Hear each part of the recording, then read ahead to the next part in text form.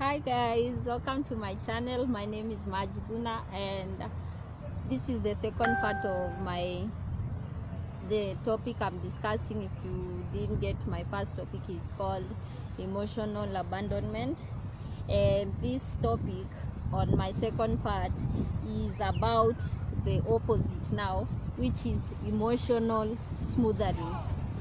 So this is how emotional smothering goes for a child, because the abuse, like emotional abuse, starts from childhood, where you find that in a dysfunctional family dynamic, the narcissist, who is like the king or the controller of everything, sort of divides their family, or his or her family, depends. The narcissist can be male or female, and a narcissist can either be coverted or overt. That means they can be secretly narcissistic, or just they don't care, they can say anything and deny it the next moment, which is overt narcissism.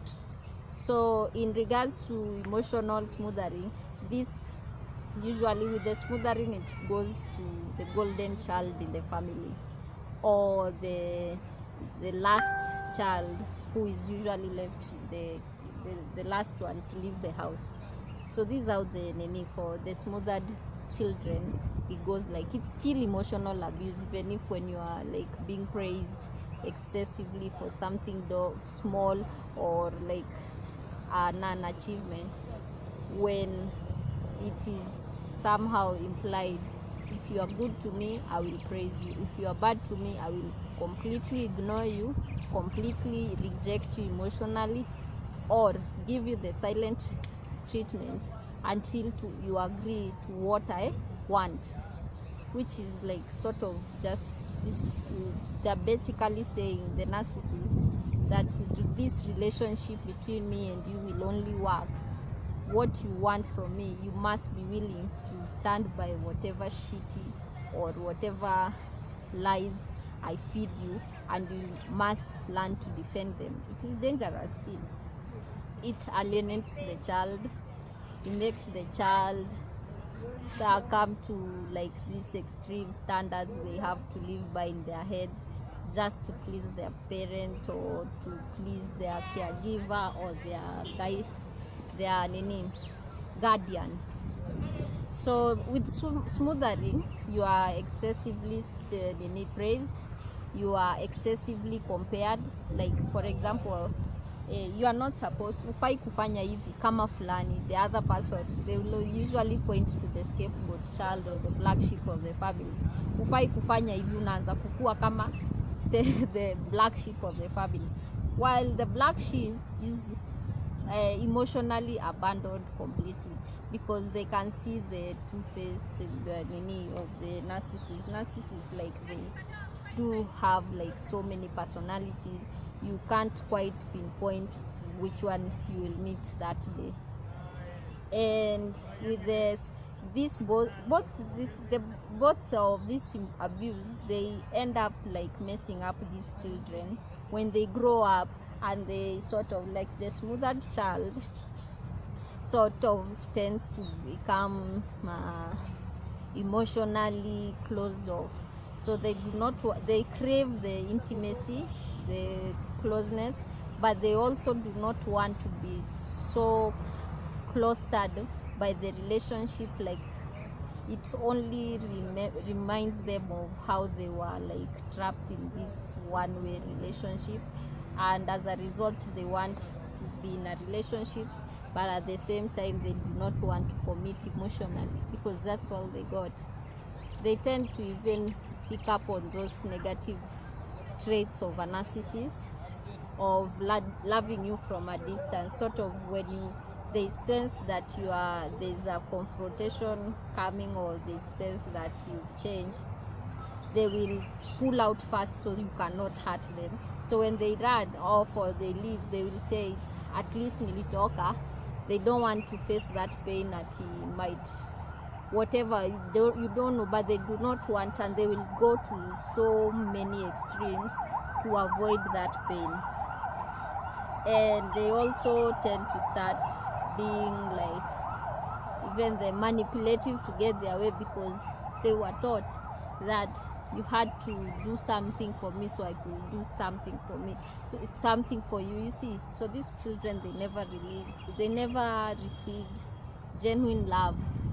They received what is called conditional love, that you have to do something for me so I can do something for you. And what I can say for the emotionally smothered child is that you can start by like letting go the character that was given to you. You know, in families we are playing these characters, all of us, the character that you are given.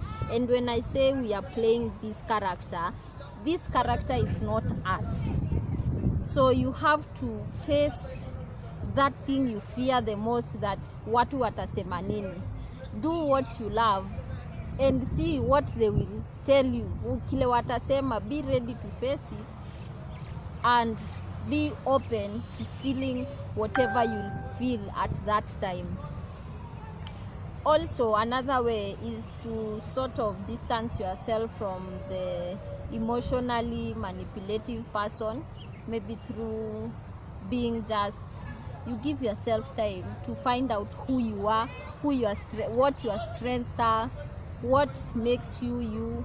You sort of also, you can find your purpose of who you came in this world to be, because these roles you are given, it's like maybe God planned it so that you can pass through these pains in different ways.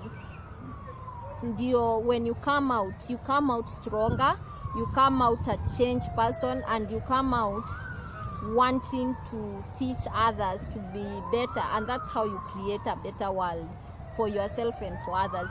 If you can make changes from the personality you are dealt, it doesn't matter the kind of personality you are given, because both the smothered child and the abandoned child, emotionally, both of them, they were abused.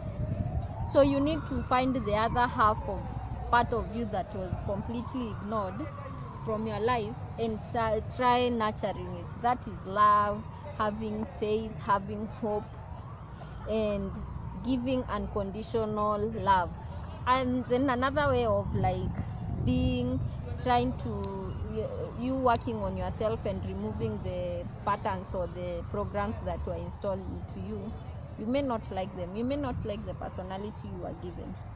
It's good to be doing like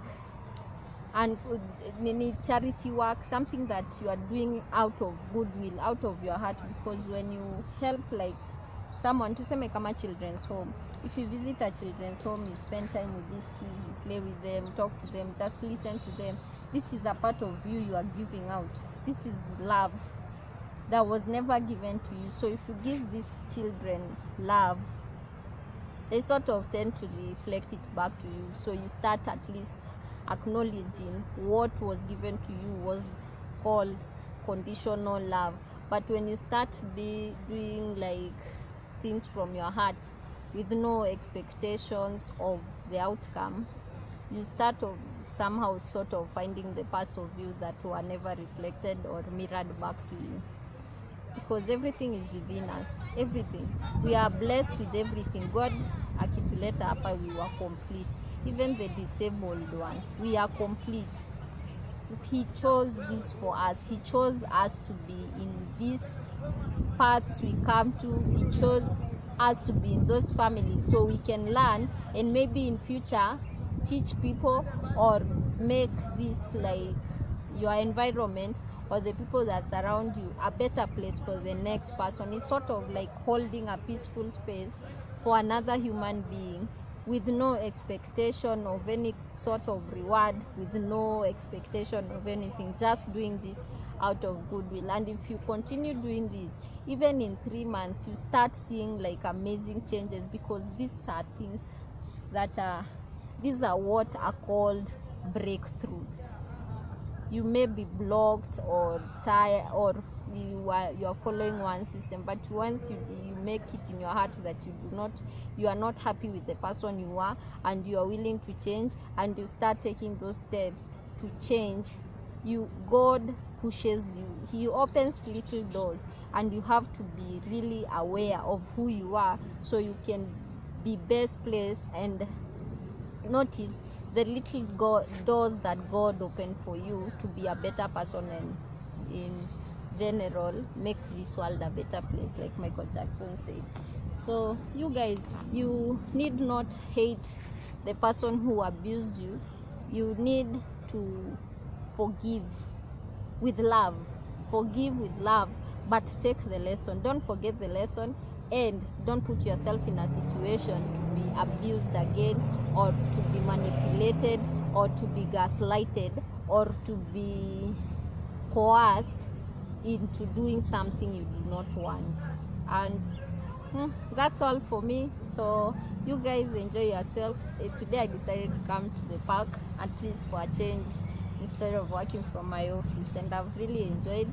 So have a lovely afternoon, you guys. Enjoy. Cheers. Bless you.